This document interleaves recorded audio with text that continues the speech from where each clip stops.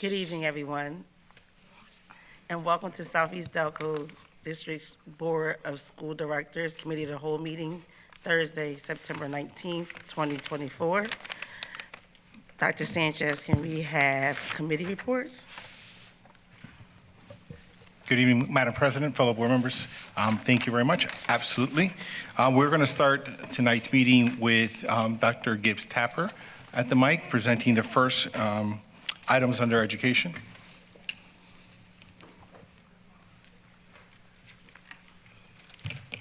Good evening, everyone. Good evening. So the first item the Special Education Department has is we're asking the board to approve the related service contract for vision therapy for a student who is attending the Elwyn School. The second item is we're asking the board to approve for a one-on-one adult supervision at Elwyn for a student. They provide their own one-to-ones for the students that attend their school. The third is for approving the out-of-district placement at Yale School for 2 students who are attending this program. One student is a new student that is attending this year. Another student is a returning student. The fourth item is to approve the out-of-district placement for PA School for the Deaf for 2 students who have been attending the program regularly and yearly. The fifth item is to approve the confidential settlement agreement for the student ID number listed below. And lastly, we are asking for the ratification of a contract between Gamut Behavioral Health Services starting 7/1/2024 through June 30, 2025 at a rate not to exceed $115. Those are all the items for special education. I do want to qualify, it's $115 per hour, not total.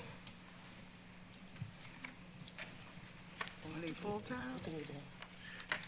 Dr. Gibbs Tapper, do you mind giving some more detail as to the work, the service that Gamut Behavioral Health would provide? Yes, so Gamut Behavioral Health Services is a program, an agency that we utilize to complete functional behavioral assessments that need to be completed by a BCBA here in the district. We utilize this service for some of our major high priority cases.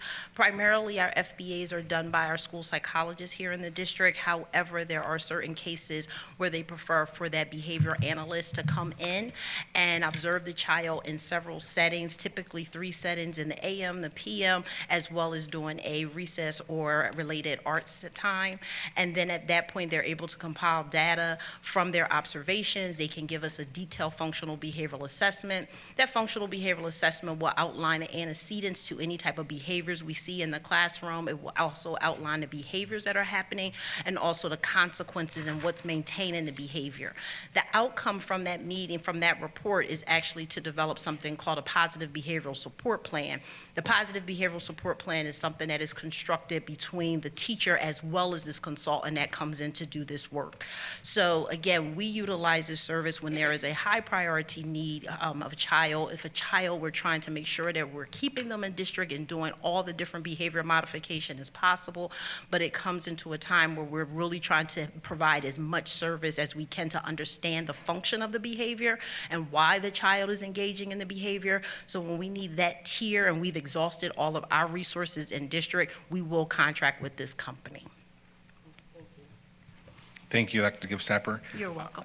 Dr. Ryan, if you would please come to the mic and share the next 4 items from number 7 to number 9. Good evening. So for number 7, we've met with a company earlier this school year called A Better Way. They do online training for our coaches. With our addition of a full-time administrative athletic director, this would be the next step in getting all of our coaches trained. They have a bunch of different models that we can have the coaches subscribe to and complete at our discretion. So we just thought it was a nice way to continue to build that program with the adults and continuing through the next couple of years. That is a 3-year contract for the training and PD for the a little over $25,000 that you see. And they are discounting the first year because we're already a little bit into it. That's number 7. Along the same lines, number 8 and 9. Number 8, a Power School is our student information system. They do a couple of things for us. We are, again, looking to, we piloted online enrollment a couple years ago. It did not work out the greatest. We are taking another crack at that so that our families can enroll online, upload documents, complete the fields that they need to complete. Of course, that data needs to be checked on our end to make sure it'll comply with any uploads to the state. But we are asking the board to approve their PowerSchool enrollment program. It is a $33,000 for the year. A lot of that is the one-time initial setup. It won't be that high if we continue to use it year to year. But that cost is for 1 year so that new families can register online. And in the future, if we choose to do re-registration again, families can either update things online or families can re-register online if the board decides to go down that route again. Again, that is a 1-year cost with a lot of initial implementation set in. Same thing with number 9. We are going to ask the board to purchase PowerSchool behavior support. This is a 3-year contract. The reason it's a little less, or it's actually a lot less than enrollment, is this is under the umbrella of some PowerSchool things that we already have. Purchasing this suite will allow us to strengthen our PBIS model. It will allow us to streamline referrals if we want to go that direction. And it also has a built-in feature for surveys for kids that we can ask them things like attitudes towards schools.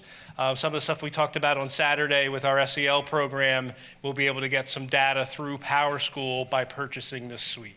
And again, that one is that one's a 3-year subscription versus the 1-year subscription for the online enrollment. Any questions about any of those 3 motions? I just have a question for number 9. If we're going to purchase this suite, how does Swiss fit into that? It doesn't on the front end. So I don't want to speak for everybody else. The reason it seems most people like Swiss is the reporting feature. PowerSchool's reports are not the greatest thing under the sun. We will have to mandate that the referral process begin with PowerSchool. And then if schools want to then take that information and dump it back into Swiss because they like those reporting features or data collection better, we can talk about PowerSchool and Swiss about how that connection gets made. But in theory, what's going to happen is instead of the schools that use Swiss on the front end to then get to PowerSchool, it's going to be reversed if they need that to happen. The hope is that they see the value of the behavior support and that PowerSchool does what they're getting out of Swiss, and we don't need both programs. So that's the question. So once this is up and running, there will be no longer the need for Swiss. Potentially, yes. Okay, thank you.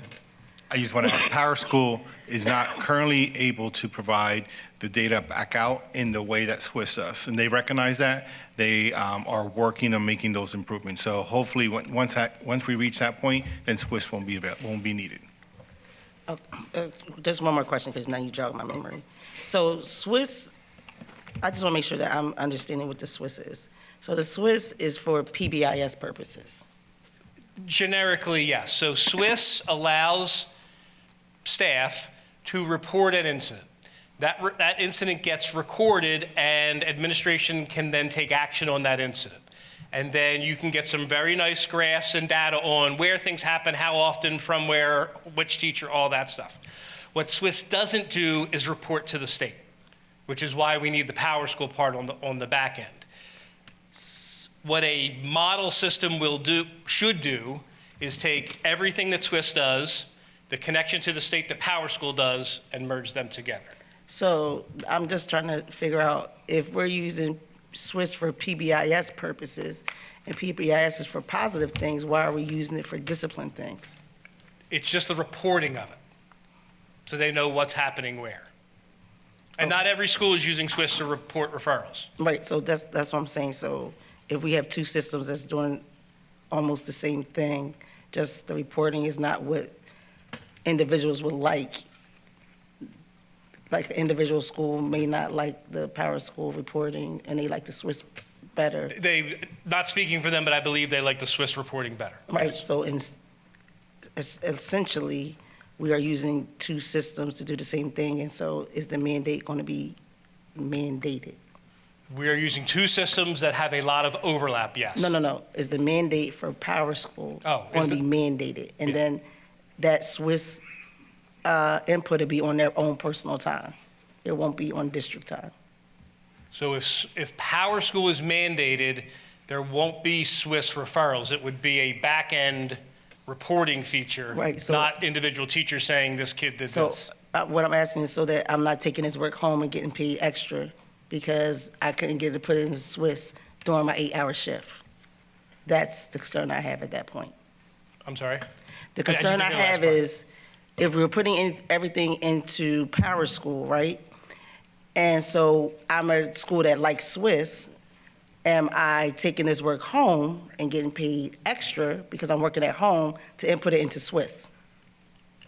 So it's beyond like, so AP, for example, requires the use of Swiss because of reporting data that we need to report back as an ATSI school that Power School is not able to do, Swiss is. There is a level of detail that Swiss can provide. For example, demographic data as it relates to their students' ethnicity. Another reason why Swiss is needed, not that it's liked over the other, is that it provides a granular level of information as to where incidents are happening. So we compared the two along with the salesperson from Power School, and they acknowledge that they cannot provide us what we need right now, specifically, for example, for AP. So for those specific needs, we need to be able to provide the tool to the school till we get Power School to get at the level that Swiss is at, so then we can say there's no need for Swiss. Right now, there is an absolute need. Is there a preference? There's a preference too, but there is a reporting requirement that we've written into our comprehensive plans that calls out specifically Swiss for AP. So I get that. I'm just wanting to make sure that we're not giving people extra work and they're going home to do that work and then billing the district for the Yep. work that they're doing at home. Completely agree with you, and that should not happen. We had conversations about the ease to be able to pull out data from Power School and then dump it into Swiss without there being double entry. Okay, thank you. Appreciate it. Yeah, I'm good. Okay. Do you want me to do the last thing too, or you want me to come back after the motions? Why don't you do the last number 14? No, the non-voting. Yeah, why don't you do the non-voting? Okay, so if the board remembers last year, we did give a heads up that we were considering going from a block schedule, which the high school currently has, to a traditional or period-based schedule. That work is beginning. There is now a standing meeting between central office and building administration to transfer from one type of schedule to the other. The first types of questions are going to be about timing. How many periods should there be? How long's lunch? How many minutes do kids need to go in between classes? After those sort of structural decisions are made, then we'll move into instructional. You know, what does a 45-minute, if that's the time frame period, look like? It's not as simple as just cutting everything in half because we're moving from a block schedule. Also, along with the instructional work, there will be some back-end Power School work to make sure that credits are right and transcripts are right and the kids' schedules are right. So that process is starting. We anticipate it, well, I hope that we can be quicker in what we've been for the course selection guide. The intent is to give the board an update each month at these meetings, just to get some guidance where we need it. One of the things you'll need to consider, not for now, but coming, is the course selection guide, and whether that is a guide that has everything that we could possibly offer in it, or just the stuff that we know we have teachers for, because I know we've done both over the years. But right now, it's just a heads up that that work is beginning, and we anticipate it'll take all year to do and get right, going all the way from course requests and building kids' schedules and getting teachers trained in their instructional frameworks to what it looks like next year. It's going to be an almost year-long process. But it is beginning with a standing meeting between central office and building. So we'll give you an update each month, or if you have questions, just let us know. Okay, thank you. Thank you, Dr. Ryan. Dr. Lowry will present the items number 10 through 14.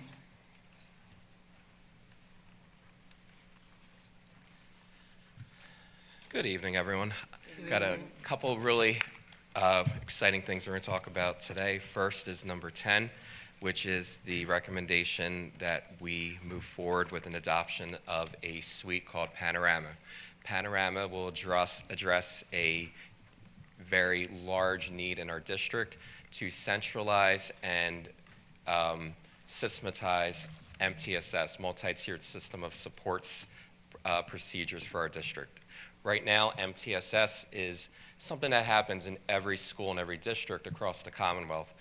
But Southeast Delco's implementation is a little bit different, where each building is using a variety of different means and a variety of different tools to collect this data and report back on students that are struggling either with social, emotional, behavioral, attendance, or academic concerns.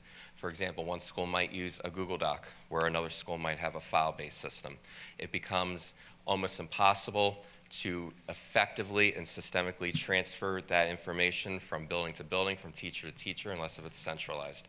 Panorama will allow us to not only centralize some of our data points, but it also allows accountability measures, and it allows all plans for every student that is either in Tier 1, Tier 2, or Tier 3 for this multi-tiered system of support to have one portal, one place, and one expectation as to where that information lies. It's a big move forward for our district, and it really, really ensures that our teachers, administrators, and everybody, families included, are monitoring the performance of our students that are at risk for not making growth, either, again, through behavioral, academic, attendance, suspensions, all those metrics. So that would be a multi-year project that we would start rolling out this very year with a full implementation beginning in August of 2025, where the expectation would be that every child's MTSS plan is now centralized and digital. Moving on to agenda item number 11, we're asking that we making the recommendation that we move the half day, which correlates with our report card conference, by 1 week. And the realization for that and why we're asking for that is to better align with the actuality of the second marking period cycle, so that the report card window is more closely aligned to the end of that report card cycle, so we don't have a report card conference in the middle of an actual cycle. So we're able to give parents and families actual meaningful data at the conclusion of the cycle, as close to it as possible. Item number 12 is the recommendation of adding 2 Act 80 days to allow us to roll out some bigger initiatives in the district.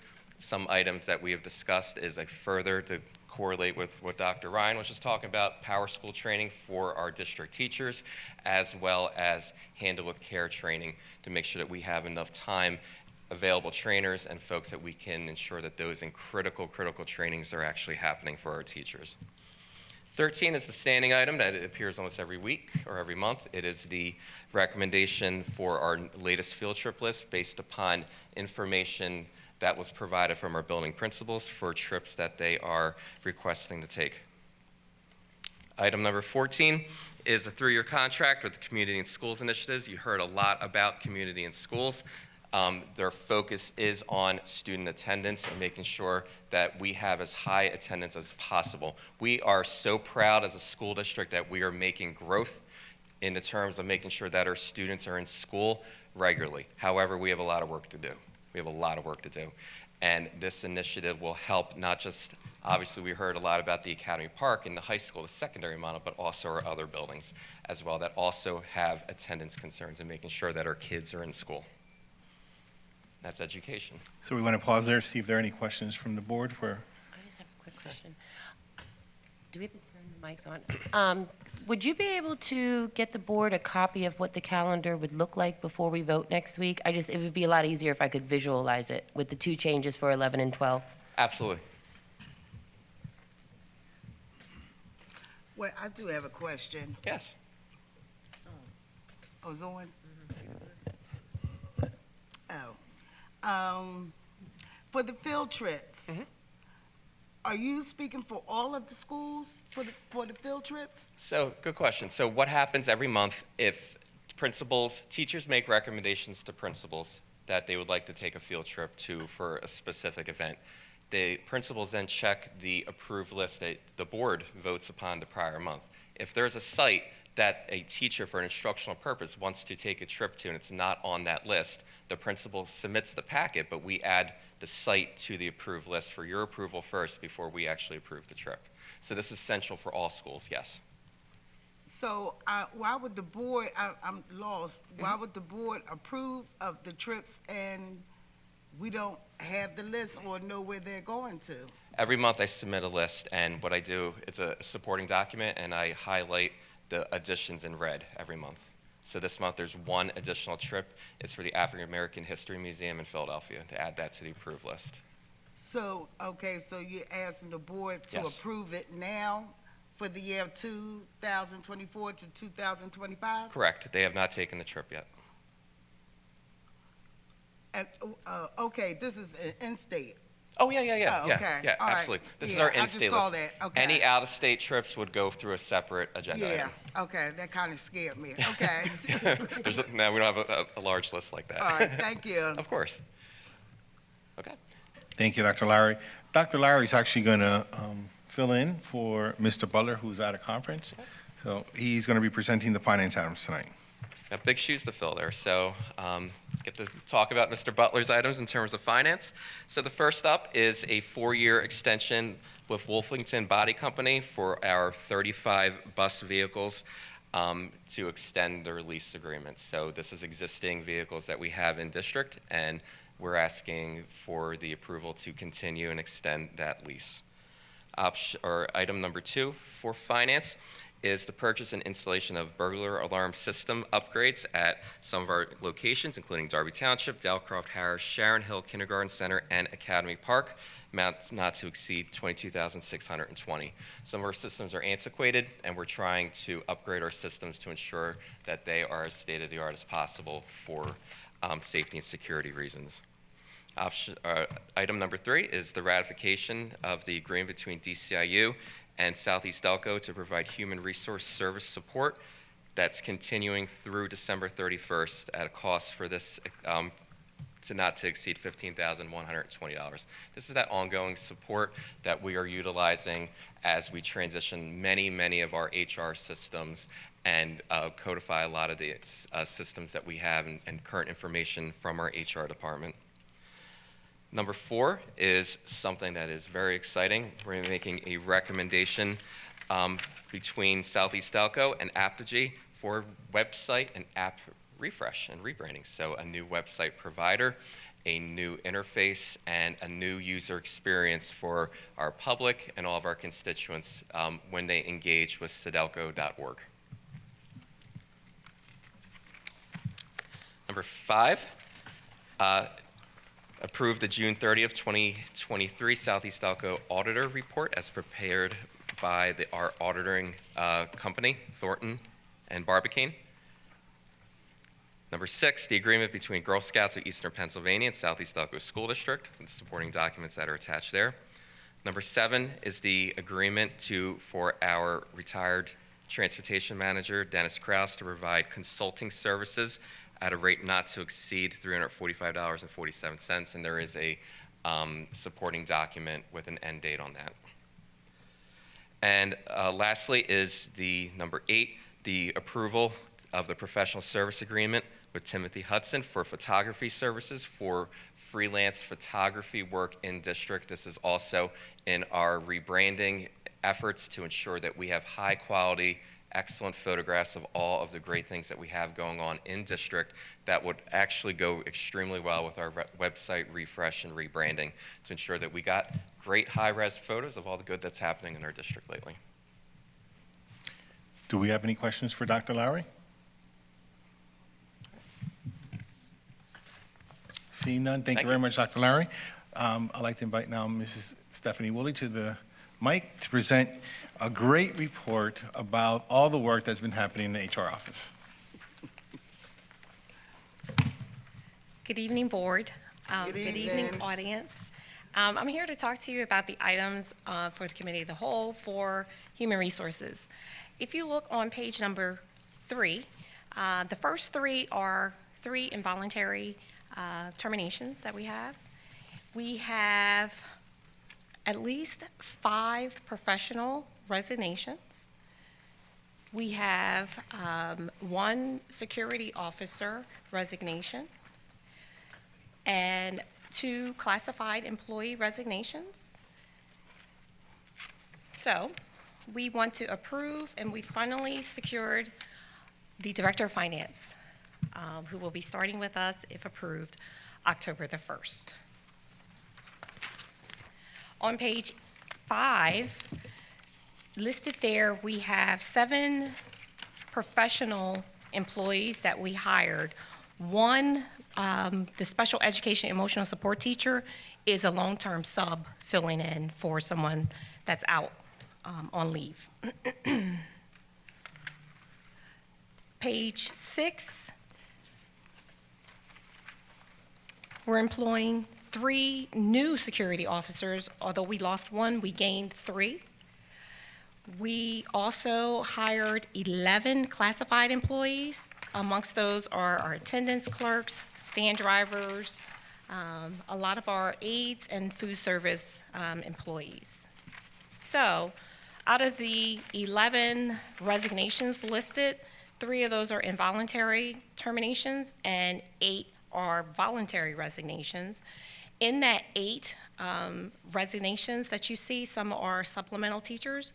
They had a 1-year contract, and those are listed in there as well.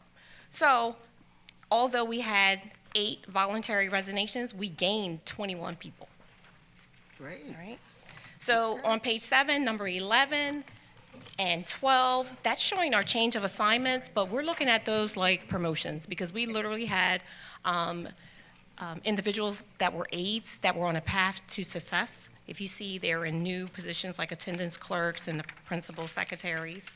In addition to that, we had a payroll clerk who was promoted to accounting supervisor. She's been with the organization for over 20-plus years, and she was recently promoted into that. And 13, 14, 15 shows that we have about 9 leave of absences. Some of those are sabbatical leaves. Number 16, we want to ratify the supplemental contracts for 24-25 school year. The supporting documentation is attached. You see a lot of the supplemental contract positions listed there in athletics. Number 17, we want to approve, requesting to have approved the job description, which is attached for secretary to the assistant superintendent of curriculum and instruction and the director of human resources as part of the confidential agreement. Number 18, we're looking to ask for approval for the SDEA mentors in the supporting document with the teachers' names and mentors' names is listed there. Number 19, approve the memorandum of understanding for support staff between the Southeast Delco Board of School Directors and Southeast Delco Federation to support staff, and the supporting documentation is there. Any questions? Number 17, is that 2 different individuals or is that 1 individual? That is one individual.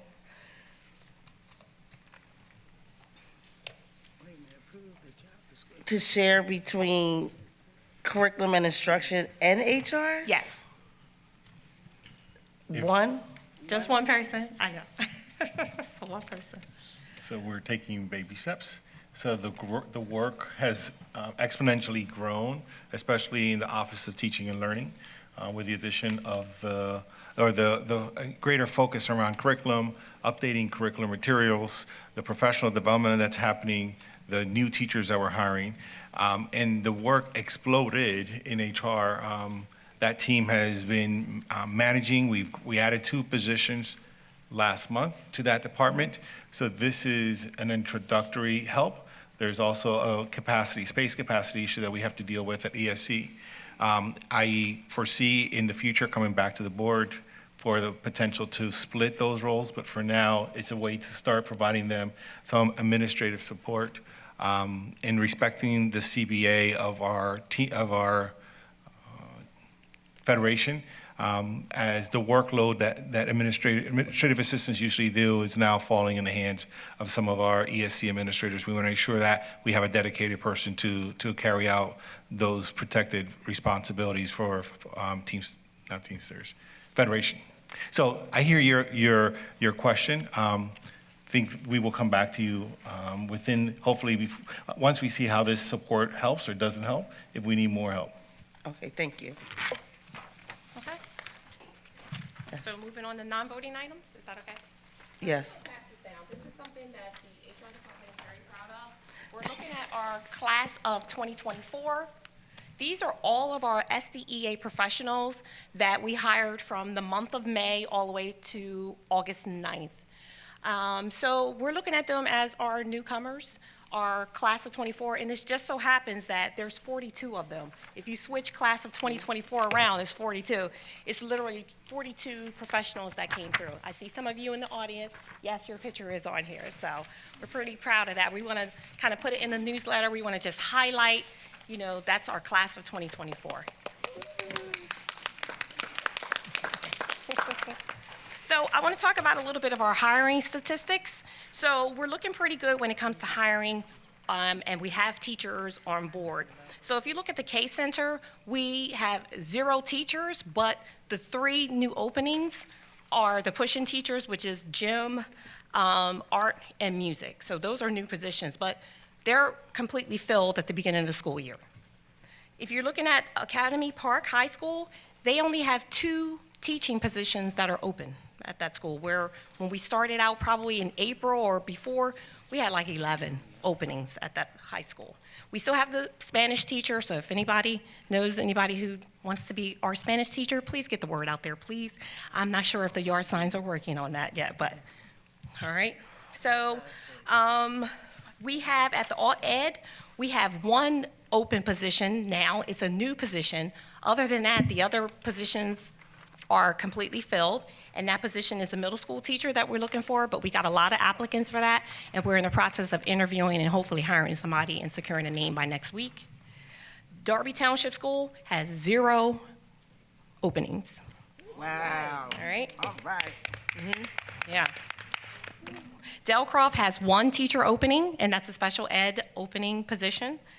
Harris has 0 open positions. Sharon Hill, 0 open positions. Wow. All right. So, pretty proud of that. The HR team is just really working very hard to make sure we promote a positive brand for our school and retain our teachers as well. Some other things I just want to talk about that's going on in human resources. There's many hats and functions in human resources that maybe a lot of people have not thought about, and it's a lot of moving parts. At one time, everything is just consistently flowing. For instance, our benefits, we have many leave of absences. We have open enrollment going on with our benefits that turn over every year.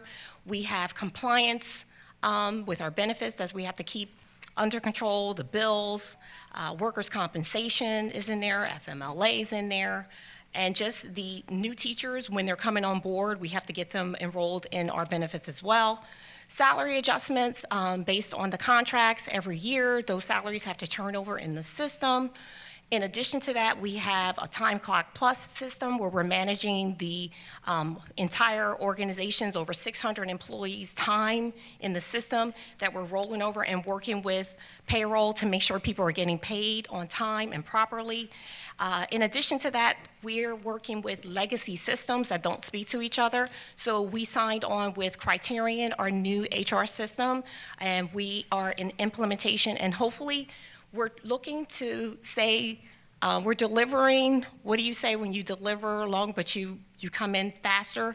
We're looking to have that implemented and training to be going out to all employees in December.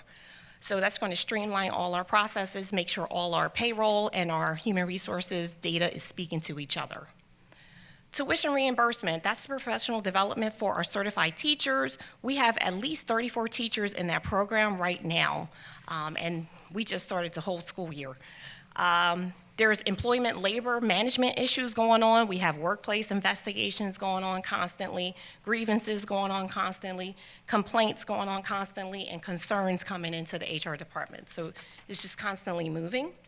We also have board policy guidelines that we always have to interpret to our employees when they call.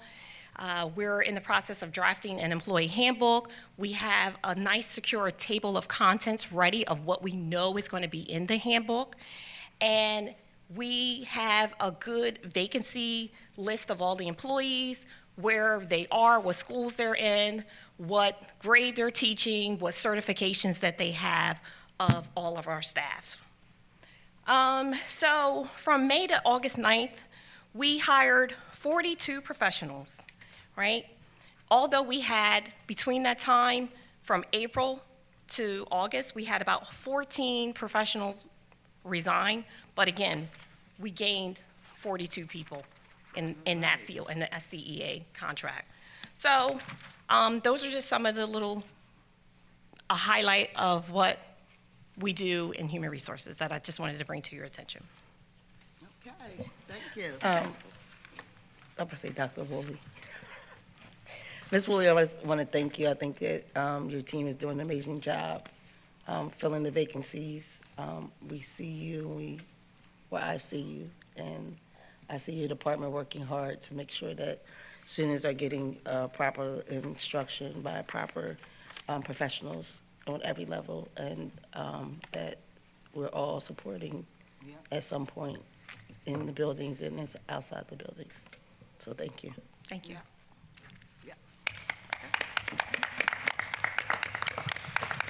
Thank you very much, Mrs. Woolley. I'd like to invite now Dr. Ryan. Are you doing policy? Dr. Ryan to do the... Dr. Ryan to do the policy items? He sat down quickly. First is actually Parent-Student Advisory. The committee's been meeting a couple times since our last official board meeting. We have 2 events planned in the next month, about the next month. The first is a game night on October 9th, a Family Feud game night that will be hosted here in the auditorium at the high school. And then 2 weeks after the game night will be our first of the year Parent-Student Advisory Committee meeting for parents to talk about topics that interest parents throughout the year. I would say we've been to all the back-to-school nights, or at least all the board members have been to all the back-to-school nights. If you do get a chance and you're watching this on TV, please take a minute to fill out the survey so that we can find out what you're interested in and tailor our Parent-Student Advisory meetings towards your interest. Any questions about Parent-Student Advisory? Can you emphasize that it is students versus the parents? Yes, the idea for the family game night is it will be groups of students by grade level against parents competing in a game show type scenario, hosted by our superintendent. Okay, great job. Just for a PSA, Dr. Ryan, can we make sure that we're hitting every building, because not every parent drives, right? And so we want to make sure that they have the opportunity to participate in the PSA. So you know how we used to do it, like we move from building to building to buildings? So we can do 2 things. One, we can move from building to building to building. We thought we'd have both here just because it's new and we were having it 2 weeks after the game night. We'll also do it on Zoom at the same time for people who can't get out to the schools. Okay. So I just want to, I know that was one of the concerns for, a cultural concern for some parents that work at night. I know we had one on Saturday that a lot of parents came to, from Darby Township, that really wanted to know what was going on, and they really wanted to know paper. Right. So- There's also sometimes the issue that if it's hosted at one particular school, there's a tendency to think it's for that school students and Right. not a district-wide event. Right. So thank you. No, I just didn't.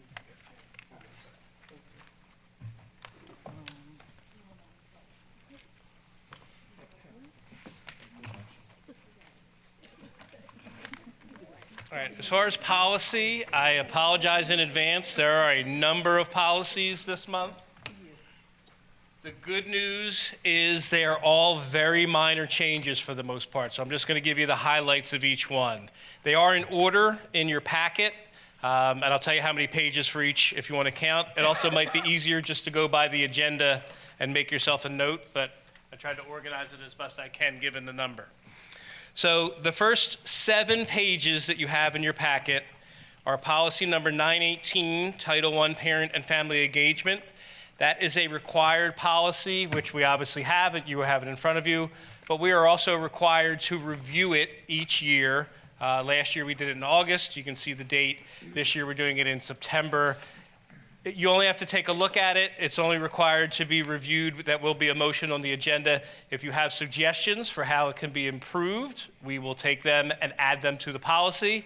If parents have the same thing, we will have them out next week for people to see and make the same suggestions. But this is not a first reading, second reading situation. It's just a statutory review of the policy. The buildings also have their own parent and family engagement policy that they handle on their own when they do their school improvement plans with their teams, which has to include at least one parent. So that's the first 7 pages in your packet. Any questions on that one?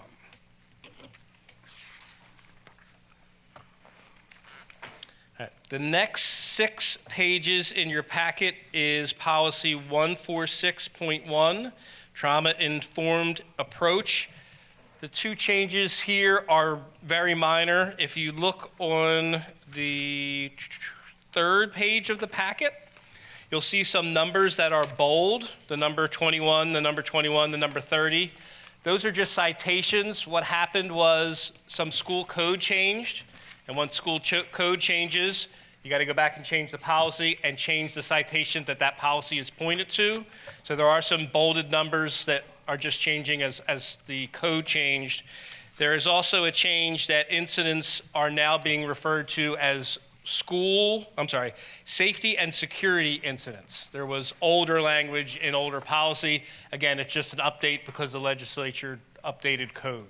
So that is the next 6 pages, policy 146.1, first reading this month, second reading, if there's no problems, in October. Any questions on that one? Moving on, you're doing great. The next 4 pages, policy 218. There are minor language changes. If you go to the 2nd page, you can see the word incident in bold, and then at the bottom of that page, new language that states in the school safety and security provisions of school code.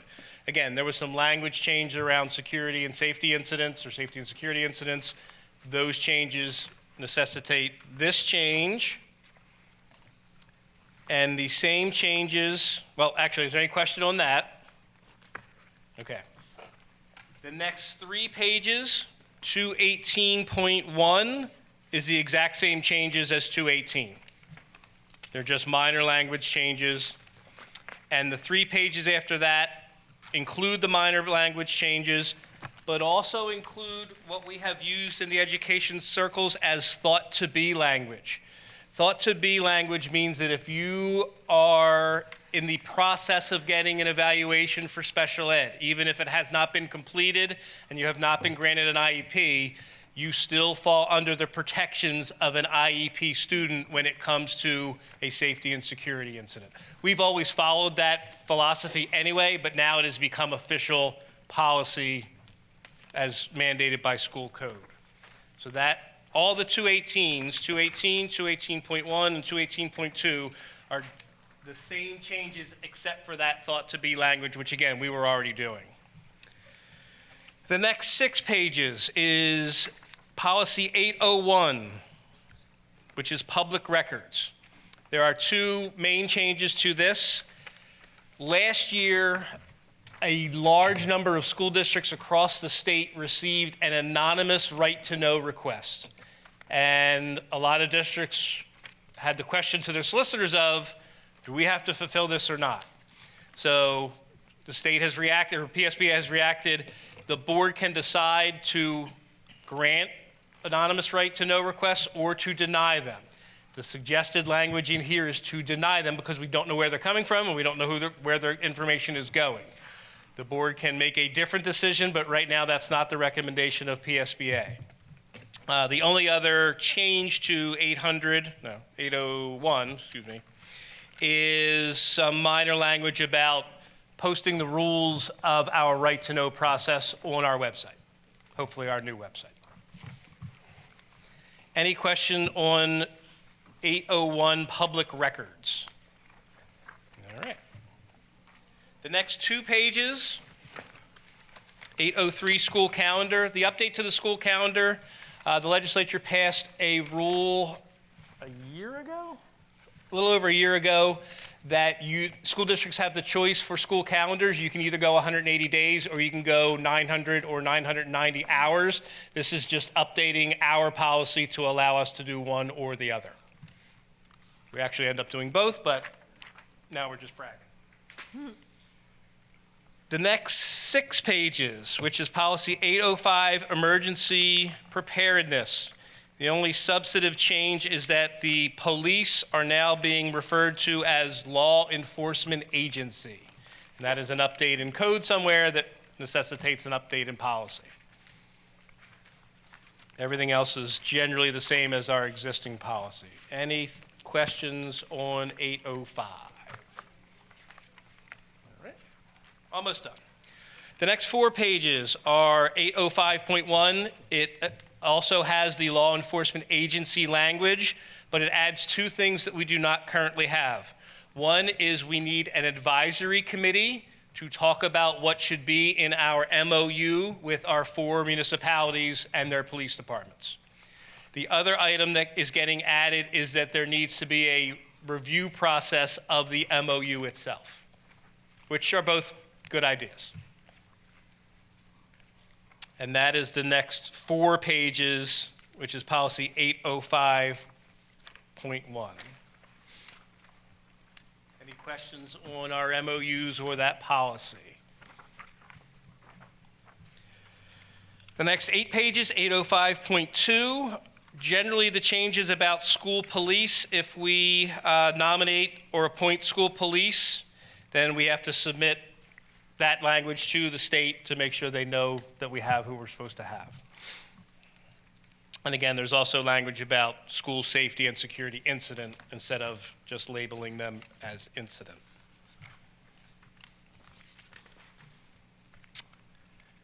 The next 9 pages is the child abuse policy, 806. And the change is, again, about law enforcement agency and can be found on the 7th page. It says, in about the middle of the page, half of it is bold. If the superintendent or designee reasonably suspects the conduct being reported involves a school safety and security incident, again, that new language, required to be reported by law, the superintendent or designee shall inform the law enforcement agency that has jurisdiction over the school's property. The jurisdiction over school's property is an add-on than just reporting it to police, now law enforcement agency. Any question about that?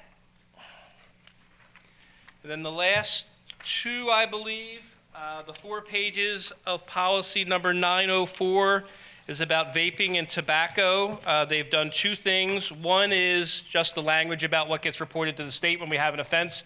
You saw some of those things on Saturday with the Safe School data. The other issue, for some reason, I think it may have been part of the settlement agreement, is that they used to specifically call out the manufacturer Juul for vaping. That language of Juul has been taken out of policy. And then the last one, again, 909, yes, adds the law enforcement agency language that the other policies have. Any questions on any of the 10 or 11 policies that will be either reviewed or first readings this month? Okay, thank you. Thank you very much, Dr. Ryan. Thank you. So now I'd like to invite Dr. Lowry back up, who will also be covering for Mr. Kevin Curry.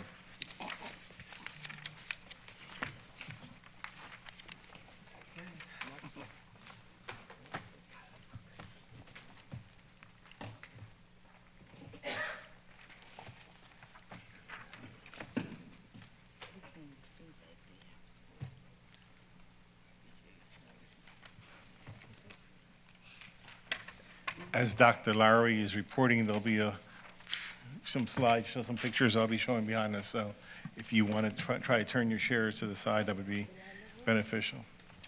Okay. So, good evening again. I have the pleasure of presenting for our Director of Facilities and Grounds, Mr. Kevin Curry, about some of the exciting projects that we have engaged upon as a school district over the last few months, over the summer. So anytime we do a summer construction project, it is always advantageous. We have to get certain things done over the summer when children are not in the building so that we can reopen safely for the start of school. So we had several projects this year. First, we'll talk about where we currently are here at Academy Park High School. What you see is some of the before photos of our entryway coming into Academy Park, showing the glass facade of our library, the old interior components of the library, the old format of the library. Through a lot of work that has occurred in our Instructional Materials Center, a lot of demo and a re-envisioning of what the library space actually would look like. So when Academy Park High School was built in 1982, I believe, 1982-ish, when this physical building was built. So 80, 82, 80, somewhere in that time frame, a library was a lot different, and our students utilized a library in a very different way than they utilize it now for 2024 expectations. So as we looked at what does a library do instructionally from the 1980s versus what a library does now, we really focused on instructional spaces, collaborative spaces, soft touch furniture for kids so that kids want to be in the library. We have the benefit of having a vibrant community in Academy Park High School where kids, regardless of the furniture, want to go into the library because of the programming. And one thing that working with Mr. Curry and where it's so good is that the facilities and the academic pieces come together, where the facilities and the bricks match what we're trying to do instructionally on the inside of the classrooms and the instructional spaces. So you saw some of the before, the demolition and the construction, and we are rapidly coming to fruition of a beautiful, state-of-the-art facility that we are proud to have in our district. This library, just the colors, the spaces, the furniture choices that have been made, the collaborative work areas, all come together to really embrace 21st century learning in a vibrant, beautiful new environment. So we will can't wait to have that initial opening of this amazing space that is coming right along here and having it right here in our very own district. Next up, before I even get into the Harris renovation project, we are also sitting in a room that just shows you what focus on lighting and focus and attention on fixing and improving lighting, new carpeting, what that does to our space right here in the public gathering space of Academy Park High School. Carpet and lights, and look at the difference this space has for being welcoming for kids and staff and students. Harris Elementary School, these are two projects that we did there. First was to re-envision what a pod system looks like at Harris. Harris, for our families that might not be familiar, was constructed in a very different time when open classrooms were the norm in the 1960s, 1970s. The building hasn't changed. The building's still there, but the way we educate children has absolutely drastically changed. So pod-based structures have been augmented over the years where we take a pod, which was at one point possibly open, and we build walls. And sometimes those walls aren't natural, and sometimes those collaborative spaces become lost. So what we wanted to do is show proof of concept. This is what a modernistic first grade pod with a collaborative center in the middle of the pod would actually look like. Here's some of the befores of Harris. Very typical what you would expect. The second part was re-envisioning the lobby area of Harris Elementary School.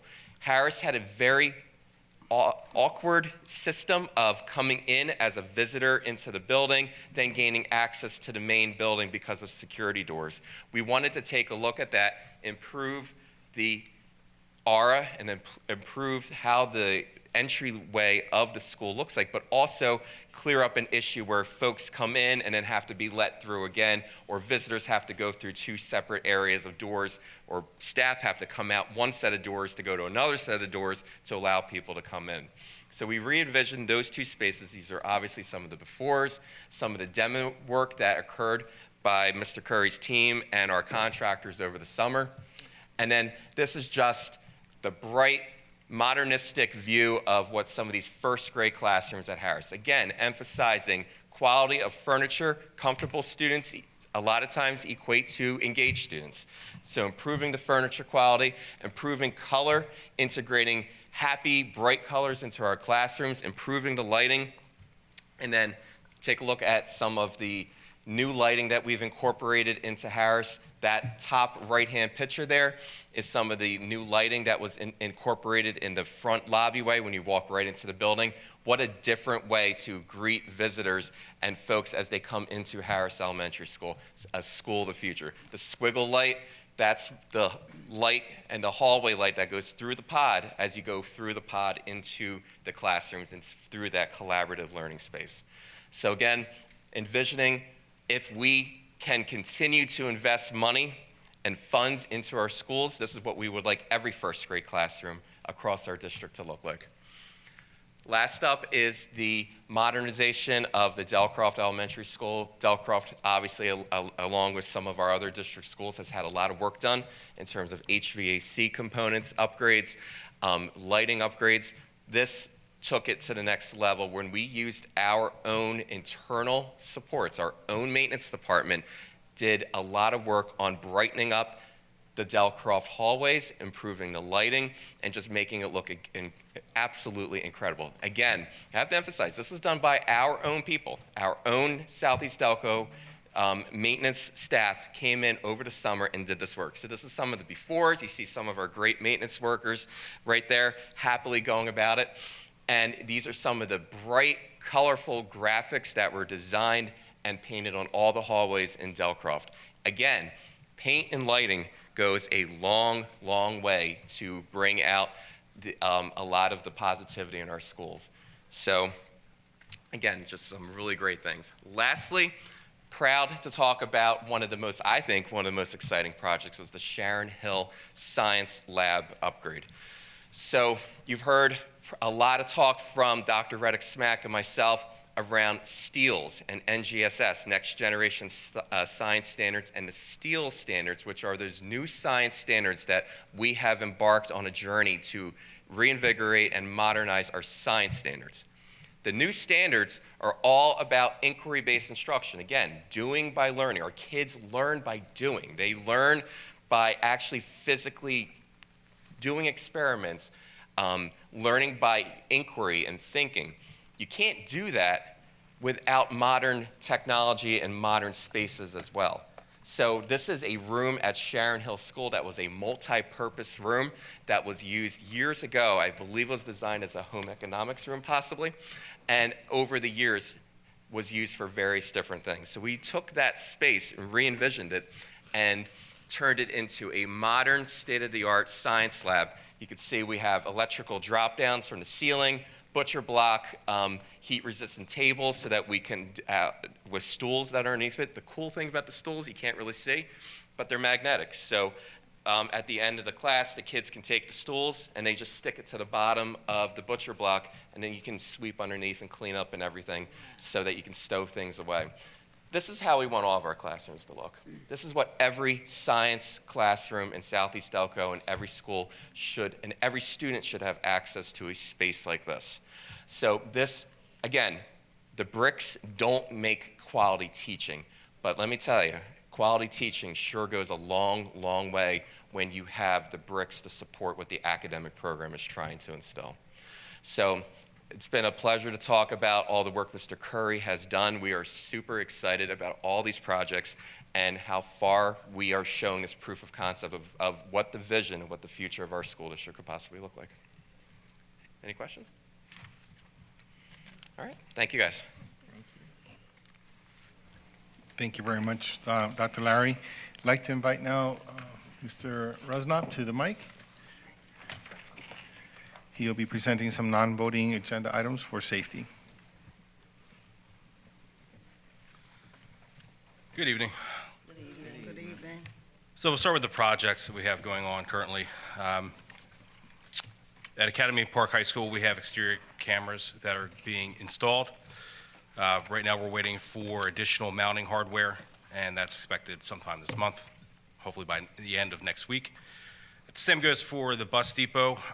They're having new cameras installed as well. We're waiting for the mounting hardware for that project as well. And there's camera replacements throughout the district at pretty much all the schools. Once the cameras have become antiquated, the analog ones, they no longer speak with the server. So we have to update those, and they are in the possession of AES, and they're just waiting for the rest of the equipment in order to install them. We also did building intercoms this year, this past summer. So every new school has a new intercom system, runs from the outside for guests to buzz in, which will go to the office and at two of the security offices, one at DTS and one at here at Academy Park. We ordered safety equipment this summer. We ordered LifeVacs, they're airway clearing devices. Each school has two LifeVacs, one in the nurse's office and one in the cafeteria. We also ordered Go buckets for classroom lockdown. So they're kits that will be able to provide first aid, Band-Aids and things like that for classrooms. So it would be for 30 students, and we ordered enough for 300 classrooms. So every classroom will have a Go bucket as a lockdown kit in the event that we do have a lockdown situation. And that bucket also turns into a toilet, so that if they're in there for a long duration of time. Training new security officers and returning security officers will be attending a Vigilon camera training on 9/27 for our video surveillance system. Staffing, there's a change to this. We have, right now it states that 3 school security officers were hired for the following schools: APHS, DTS, and K-Center. And we just got confirmation that another officer had accepted the position for the evening shift here at the high school and for the district. And we have one other, we're waiting for one other individual to accept their role for the alternative school. So we will be fully staffed within the next week or two with security. All right, we have district and Cardinal Point officers in each school. As I stated, with these 2 additional officers, we'll be fully staffed with district and Cardinal Point officers. And we can disregard the last point of interviews being conducted because we've filled our roles. Any other questions? Okay, thank you very much. All right, Mr. thank you. Resnick. Now I'd like to invite Mrs. LaTanya Manson.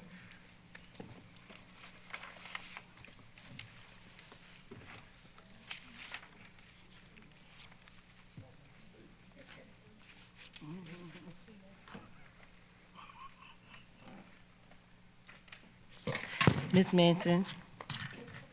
Yes. You have 3 minutes. Do I need to state my name and all that stuff, good stuff? No, ma'am. Oh, okay. On my card, it talked about 2 different things. One was a cheerleading trip. So prior to COVID and probably about 2 years before COVID, the cheerleaders, Dr. Smalls told us about a trip down at the Navy Yard, the Navy School in Annapolis, Maryland. So we used to always go once a year. It's always in November. It's called the Navy Halftime Extravaganza. So this year, I've reached out to find out when it was, how much it is. And so I found out, I emailed everybody on the board. You all got a copy of what the young lady sent to me. And I just want to make sure before the girls start preparing for this and paying for it, that we are able to go and that you will be able to provide transportation for that. Now, we went in the past, the first couple of times we went with a school bus. That's not feasible because sometimes our school buses don't have heat. And so the last time that we went, we did go down on a coach bus. They stayed with us the whole time. The girls get to perform during halftime with over 75 other cheerleading squads and dance teams. It's a big, if you go on, I want to say on YouTube, we're probably on there. It's a very big, exciting event that the girls look forward to. This squad has never gone. Matter of fact, I'm going to say they haven't gone since probably about 2018. And so I wanted to bring it back so that they would be able to see what it's like when you go to a college game. They get to see the Navy perform during halftime, after they perform during halftime, and to see what it's like down in Annapolis, Maryland. Okay, so that was the first thing. And then the second thing, I was informed that homecoming is switched back to Saturday, October 19th. Originally, it was supposed to be on October 18th, and then it got switched to October 19th. And I know that Dr. Sanchez has always talked about change, kindness, and urgency, and we want to make sure that the community is engaged in basically coming together. On Saturdays, this Saturday that just passed, it was a kind of a good crowd, not as much as it could have been. However, on homecoming on Saturday, October 19th, every single municipality that we have has a football game.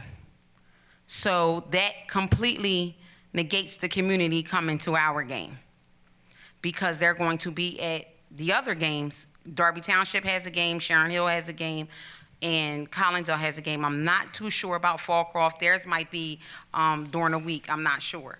So we try. Homecoming is usually a very big thing. I'm not sure why it got changed. I don't know. I don't know if it, I know for a fact it wasn't the other school. So, but I'm just saying that we can't get, the community won't be here for October 19th for our homecoming, for us to do it as big as we thought we could. Ms. Manson? Yes. That's your time. All right, thank you. Thank you. Two things.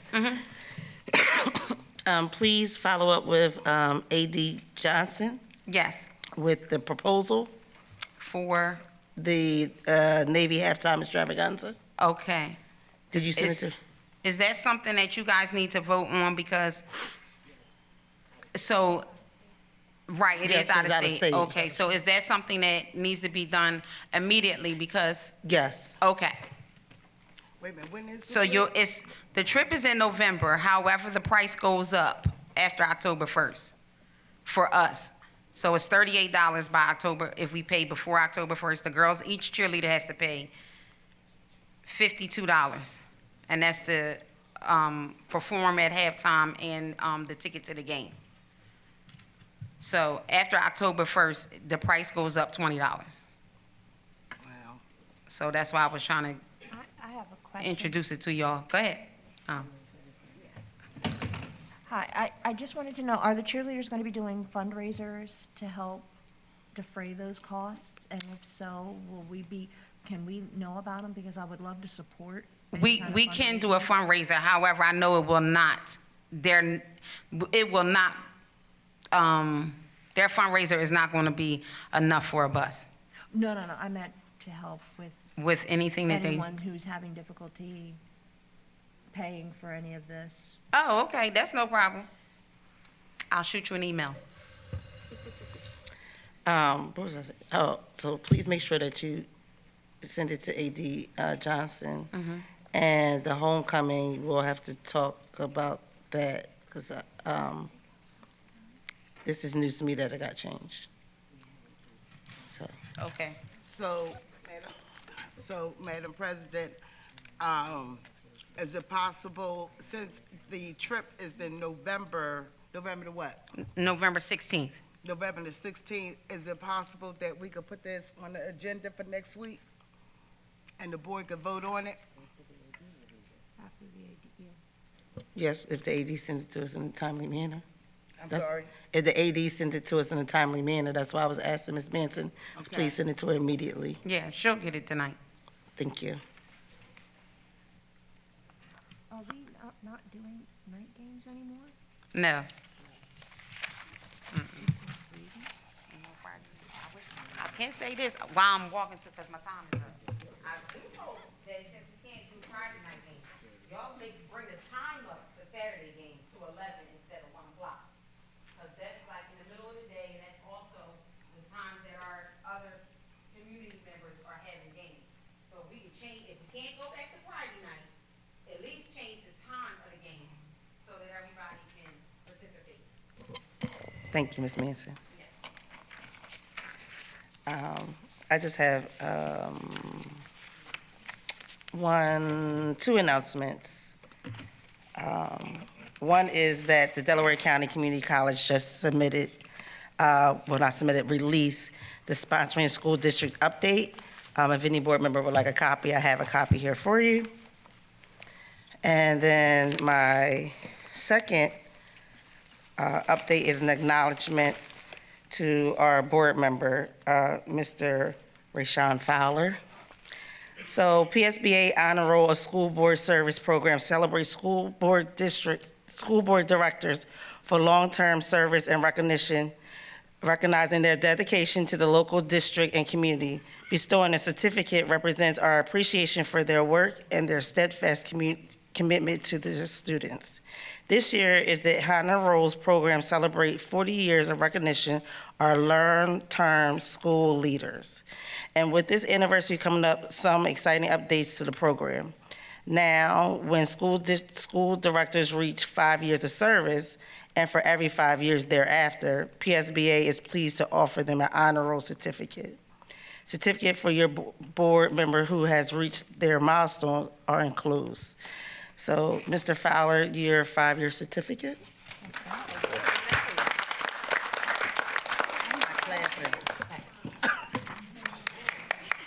Yay.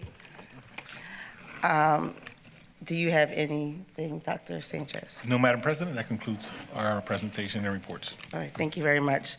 Upcoming meetings.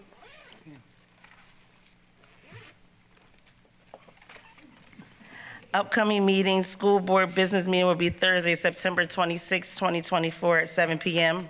at Academy Park High School. Committee of the Whole, Thursday, October 17, 2024 at 6 p.m. will be at Academy Park High School. And school board business, Thursday, October 24th, 2024 will be 7 p.m. at Academy Park High School. Seeing any business from any other board members? Seeing none, this meeting is adjourned.